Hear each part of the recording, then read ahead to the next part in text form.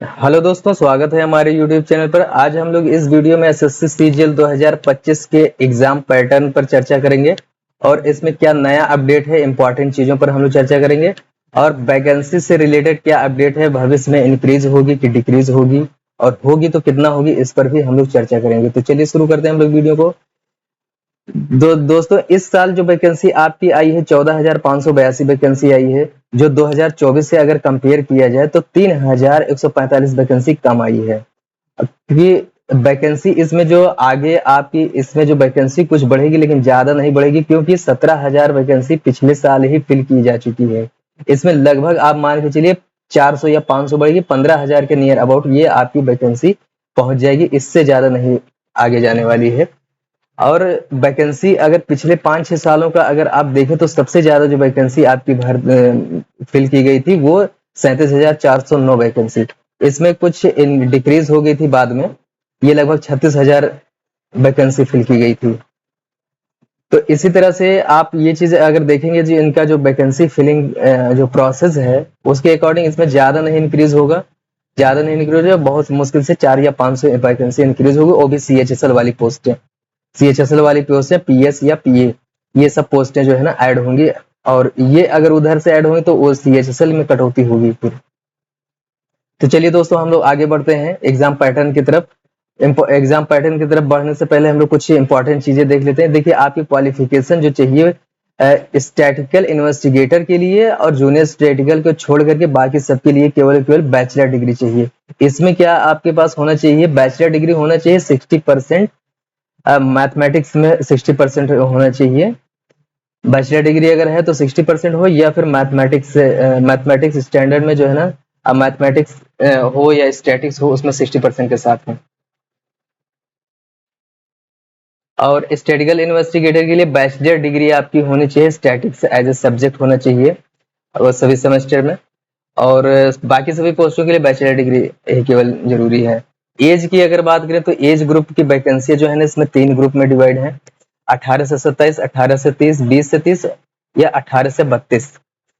और कैंडिडेट की जो एज काउंट की जाएगी इन इन इन से इतने से इतने ईयर के बीच में होनी चाहिए, 18 से 27 एज ग्रुप वालों की।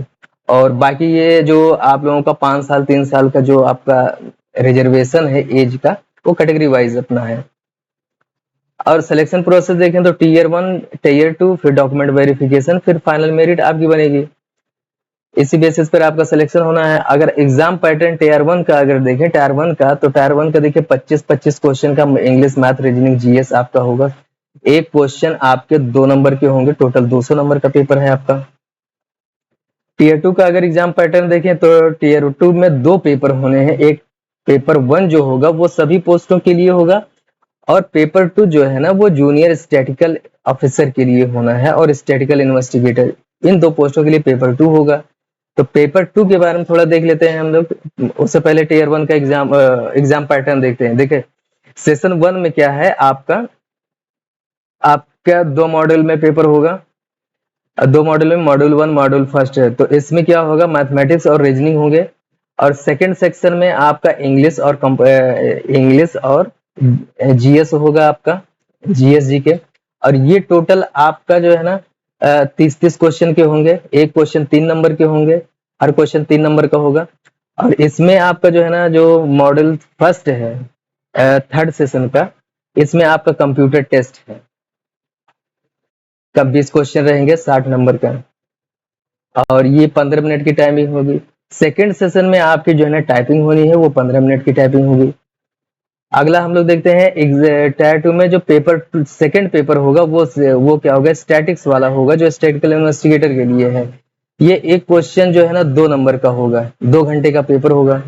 और आगे हम लोग देख लेते हैं कुछ इंपॉर्टेंट डेट्स हैं। देखिए, आपका जो ऑनलाइन रजिस्ट्रेशन फॉर्म है वो 9 मई से स्टार्ट हुआ है। जो आपका फॉर्म लास्ट सबमिशन की डेट होगी वो 4 जुलाई होगी। पेमेंट की लास्ट डेट है 5 जुलाई ही है।